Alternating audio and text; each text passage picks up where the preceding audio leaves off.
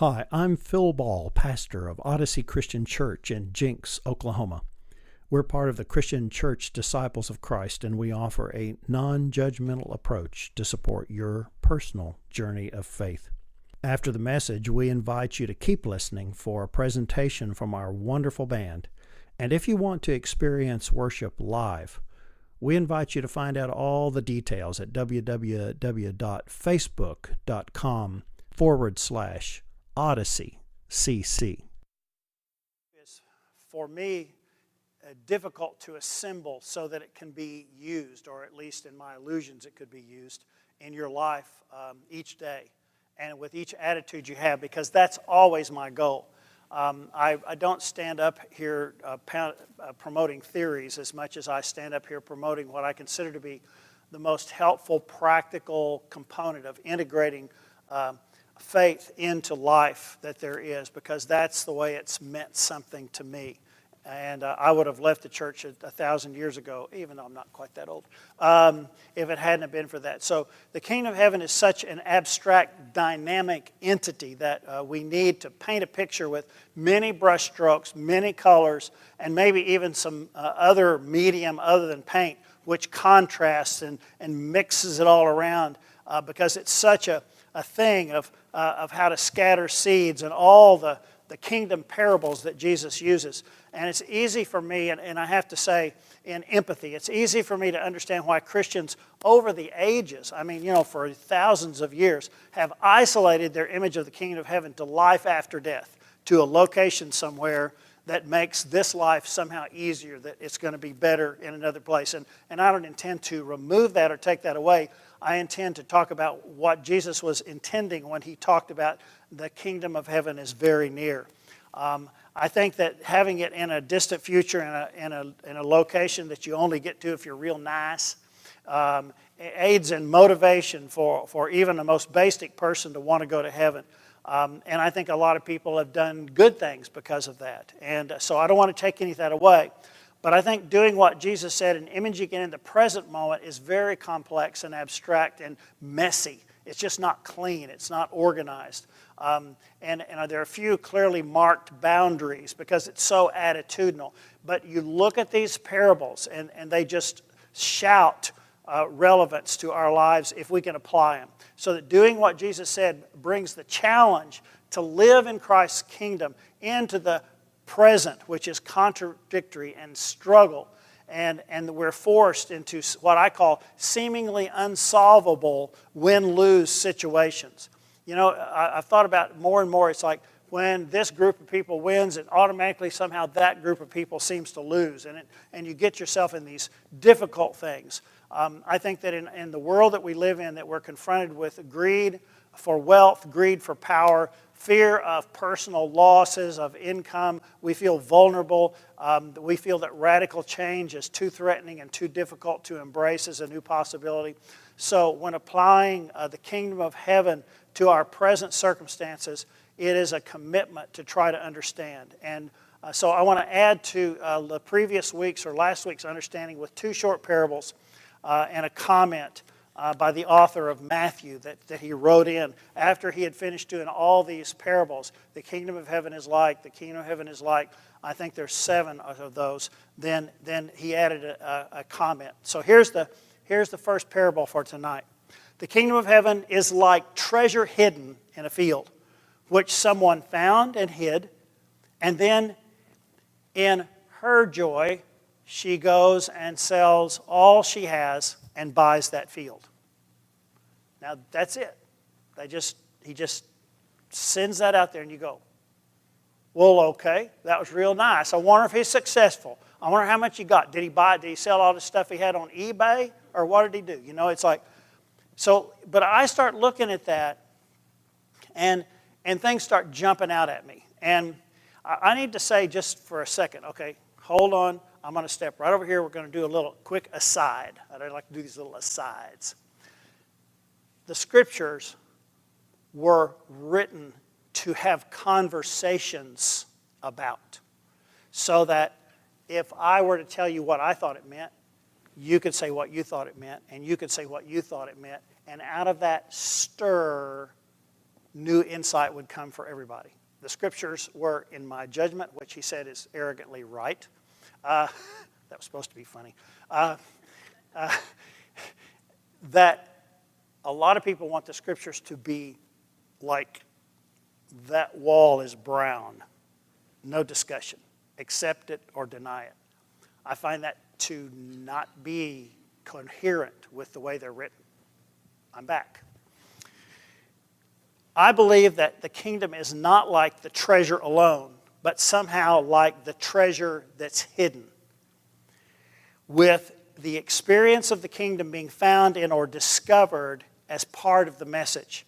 It's not just the kingdom is hidden somewhere, but the kingdom that we're on, that we discover it, that it shows up right where we didn't expect it, when we're plowing or whenever we're out in the field, whatever we're doing out there. And this is a dynamic interplay between the treasure and the discoverer. You've got a field and you've got a discovery, and then you've got, all of a sudden it really means something to him, so he hides or she hides it, and then she gets the finances to buy the field, because once you buy the field, you get everything that's in there. Have you ever closed on a house? You better get all your stuff out there, because when you sign that closing thing, it belongs to them. Okay, that's where all that came from. The kingdom of heaven is a process of spiritual, emotional, rational interaction in which we discover divine sources of joy and meaning in our lives. Discovery is significant here. The treasure is first found and then hidden by the one who discovered it because of its very important significance to that one. Did you notice the location of the treasure discovered in a field? Scholars talk about the discoverer being a plowman working. But who knows? Because the text doesn't say that. But somehow they discovered it in the field. I suggest to you this treasure is wherever you are. I've got a feeling the one who discovered it wasn't out hunting for treasure, because the next parable kind of addresses that. He just discovered it in a field, very near. It's discovered in a relationship we take toward everything. Our ability to recognize the treasure that is hidden, the treasure that is not obvious, becomes the critical factor. For whatever reason, this discovery is just that, a discovery that some people never seem to experience.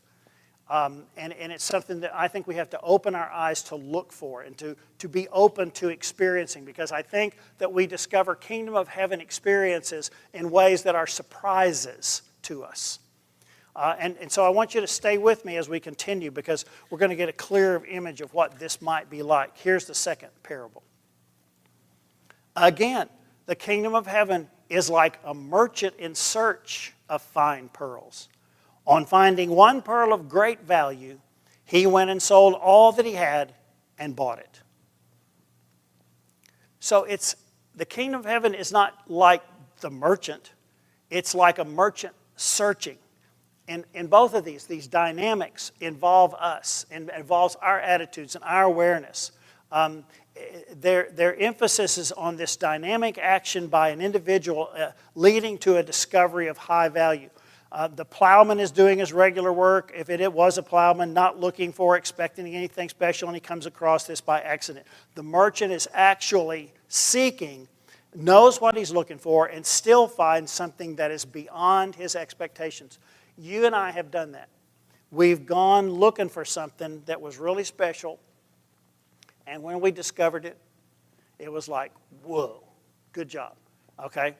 When I bought my red Jeep, ordered it. I order all my cars because I want them just the way I want them. If I got to pay for them, I want them the way I want them. Okay? So I ordered my red Jeep, had all this stuff on there, thought I knew what it would look like, went to pick it up, and it was more than I had expected. Took it home, put it in the garage, jacked it up, put 4 jack stands on it, took off all the wheels, put a whole new suspension system under it, put a whole new exhaust system in it. You know, it wore out between the dealership and my house. Doggone things, they just don't make them like they used to. Had all the new tars put on it. sold original equipment tars on eBay. No, it was Craigslist. To some dude in Arkansas. Drove all the way over to get them. It was more than I expected. It was also taller than I expected. The kingdom of heaven is at hand in little ways. It's not golden streets. Golden streets are cold in the morning. I'm not interested in golden streets. It was, whether it was an accidental discovery or an intentional quest, the kingdom of heaven is identified by being that which is of highest value, that which exceeds all our expectations. Remember the yeast of last week that was placed in the flour that led to the possibility of feeding 150 people? Extravagance. So you look for those kind of extravagant blessings. We come upon it as we navigate our day. We encounter, we discover, we run into something that pops our imagination, our sense of possibility, our flow of joy, something that's valuable. As a senior in college, I knew I was going to go directly to seminary. I had planned to follow my brother's lead and attend Perkins School of Theology at Southern Methodist University. It was one of the two highfalutinous seminaries in the United States at the time. All kinds of important teachers were there. They were a little concerned about my C average grades in undergraduate school. So they were going to let me in, but I was going to have to be on probation. And I was kind of resigned to do that, resigned to being in Texas. And in March, before I graduated in May, a recruiter from the Candler School of Theology at Emory University in Atlanta, Georgia, came through. And I couldn't even say Candler because the only thing we had in Oklahoma was Chandler, right? Took me a while. He was a bishop. That's what I finally figured out. Came through, and this guy was really cool. And they had a whole new kind of curriculum where they had areas that you had to be competent in. And after your middle year, you went junior, middle, or senior. It didn't have junior, all that stuff in there. And you had to take a test. And if you were competent in those areas, I thought, now that's cool. I get to design my own stuff instead of doing what they tell me to do. You know, I've always had a problem with doing what people told me to do. And that was great. And there were these little cottages that you could sign up for, and you could live in those cottages, and that was great. And so there was all this cool stuff in Atlanta, and they had tons of trees as opposed to Dallas. And it was all these cool things that happened. And I just knew immediately down in here, that's where I need to go to school. And so that's where I went to school. The surprising nature of the kingdom of heaven is it leads to extravagant abundance and joy, growth, and provisions, but we must learn to follow the leading of our heart in order to recognize it. I could not have had a more perfect educational maturation experience anywhere that I did in Atlanta. A new perspective on life, my ministry, and what I experienced there. Because down inside, and I can't remember his name, I would love to remember this dude's name when he came through, because he actually taught courses at the seminary, and he was a good guy, but I cannot remember his name, but that was like the angel of God leading me into a piece of the kingdom of heaven. And I hope you're getting a picture of this, that what Jesus is talking about is not some permanence that you just always live in. It's an experiential process. I'll give you a valid clue as to recognizing the hidden treasure in your kingdom of heaven. You will recognize it first through your heart, and you'll find yourself experiencing deep joy, deep acceptance, a hope, a sense of possibility when you encounter it. In both of these stories, the protagonist responds with the single-minded, joyful heart. I'm so excited. I want to put this away and protect it and go sell everything I have so I can buy it. In both of these situations, the individuals who discovered the hidden treasure and the amazing pearl responded with such enthusiasm that they were willing to sell all that they owned in order to purchase the prized discoveries. They did not take it for granted that it would be still available at some spontaneous later time in an unknown, undetermined future. Get it now. Go for it. That's something that I think is important to understand about when you encounter those little pieces. Now, these are abstract. They don't flash big signs in front of your face saying, this is the kingdom of heaven, grab it. I'm trying to teach you how to sense it and recognize it, because sometimes it just pops out on you. They acted on it as soon as possible. They sold all they owned, or in reality did what was necessary to purchase this amazing hidden treasure. Because I'm convinced that a lot of the kingdom of heaven is not something you purchase. It's something you have the courage to do. It's when you know you need to change something. You need to change your style. You need to change your work. You need to change your habits. You need to change something, because what you've been doing is not helpful. And something will break loose and you'll go, that's what I need to do. That's kingdom of heaven experience. And for Odyssey, one of the things that I try to is that when we have worship, we have our events, whatever we do, that you experience a little bit of the kingdom of heaven.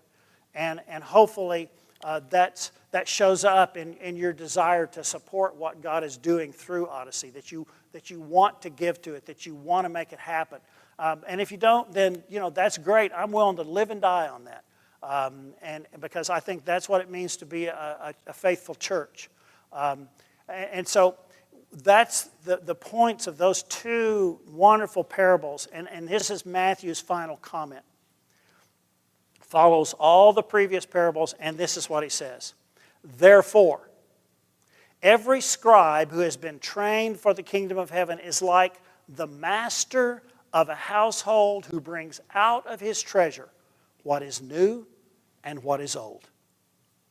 The person walking through the field had the new eyes to look in an old and maybe familiar setting. How many others had passed that way and never found the hidden treasure? And he discovered it. The person seeking the pearl searched with anticipation, with persistence, for what he might discover as the perfect pearl. This guiding kingdom attitude: search, experience, scatter, live among the weeds, open yourself to the perception of the kingdom. The advent of the kingdom brings about a new dawn of perception, or a possible, if you need to, reversal of values, leading to a new crucial action that actuates new possibility in our lives. This action is puzzling. It's sometimes out of step when those who live by old values. It's sometimes perceived as a threat to old values, which has served as a nesting place for that which became new. In reality, the old is a cocoon for the gestation of the new. When you discover yourself mired and stuck in the tar pit of your life, it's time to look for the hidden treasure. It's time for the look for the pearl of great price. And what I'm doing, hopefully, is training you for the experience of the kingdom of heaven each day of your life in every little way. Okay? Now it's time for me to stop preaching and start meddling. That's an old preacher joke. You're doing pretty good there, preacher, till you quit preaching and start meddling in my affairs. Steve Sutter had a successful experience working in corporate America. He saw with new eyes that he didn't want to continue doing those kind of things. And he started a difficult and long search for a new possibility, for owning his own company, doing something he enjoyed. And that required a significant financial commitment and risk. Sell all you have and buy the field in which you have discovered a treasure. Several years ago, Dr. Steve Buck knew that he and his team of cancer docs needed to pull together and build a building that was theirs, that they could manage, that would serve people better.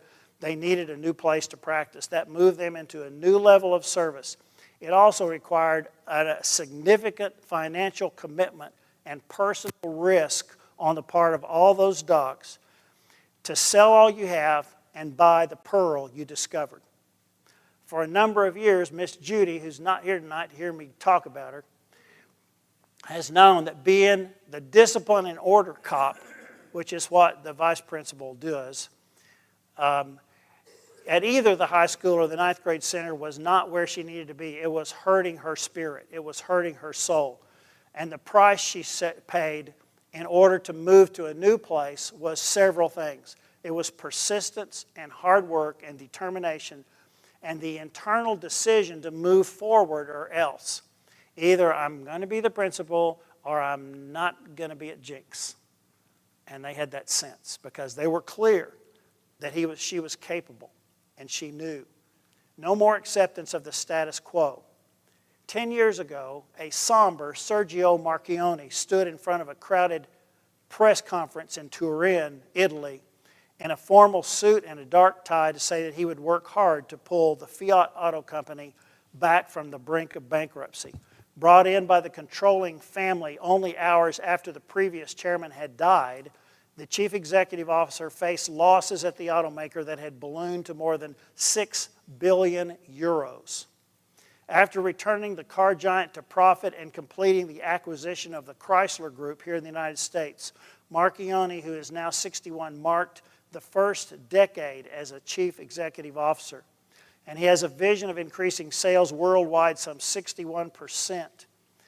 And it's a difficult challenge. His goal is to boost net income to about 5 billion euros in 2018, which is currently only 904 million last year.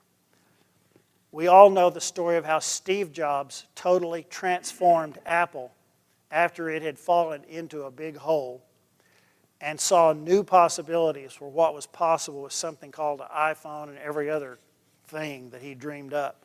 Now, he was evidently kind of a jerk in the process, but he had a vision. He saw the kingdom, and he may not have had kingdom attitudes in the process, but he saw a new possibility. Therefore, every scribe who has been trained for the kingdom of heaven is like a master of a household who brings out of his treasure that which is new and that which is old. The birth and advent of Jesus the Christ is the best symbol for what it means for the new coming from the old, leading to the establishment of the kingdom of heaven by his presence, his attitude, his consciousness. We can all now participate in it. It's not something that's in the future only. It is in the world, but not of the world. My kingdom is not of this world. Jesus brought out the new and the old together.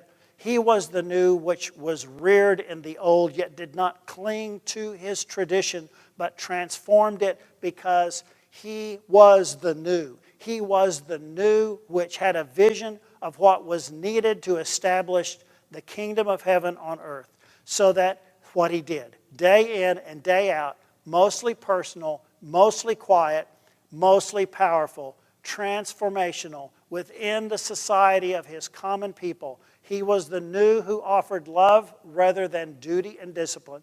He was the new that brought forgiveness rather than judgment. He was the new that was grace rather than condemnation. He was the new that offered healing rather than rigid boundaries of purity. He was the new that was compassion for even those who would harm or destroy him, going the extra distance in his love. So we are those who are being trained to recognize, to understand, and to choose the kingdom of heaven for our lives as we can. We are those who decide each day what it means to follow the call, to claim the joy that leads us into the life of the kingdom. And it is very near. Praise be to God. Let us pray. Dear Lord, we do come to you as those who dance with the kingdom from time to time, many times without even being aware of what we're doing. We come to you as those seeking your eyes, your wisdom, to discover the wonderfulness of a treasure that's hidden and a pearl that's gorgeous in our lives. And we give you thanks for that. Amen. Well, we should have done Kingdom of Heaven tonight by Scott Rainwater. This is Sending Me Angels by Delbert McClinton. I just saw that he was coming to the Kings in a few weeks. Bob was saying something. Next month, something like that. I walked down to the river, stood on the shore.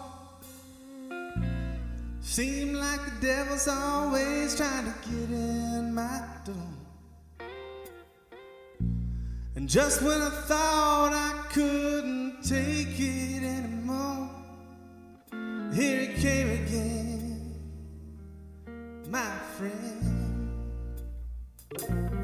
He keeps sending me angels up on high, keep sending me angels, teach me to fly. You keep sending me angels, sweet true. Keep sending me angels, just like you.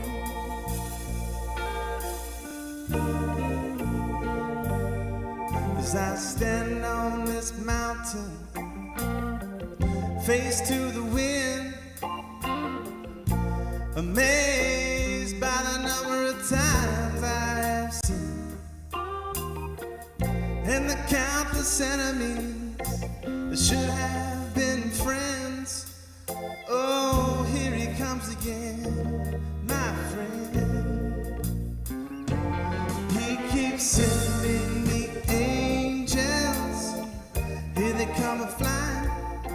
He keeps sending me angels, keep me from crying. He keeps sending me angels, sweet and true. He keeps sending me angels, just like you.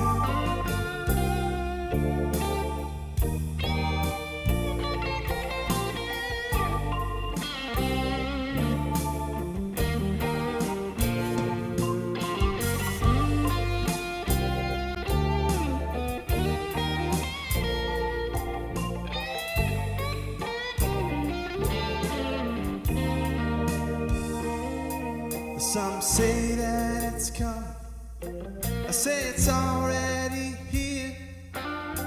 The love that's among us, through the joy and the fear.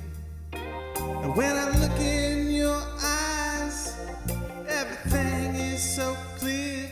Oh, my friend, yeah, here he comes again.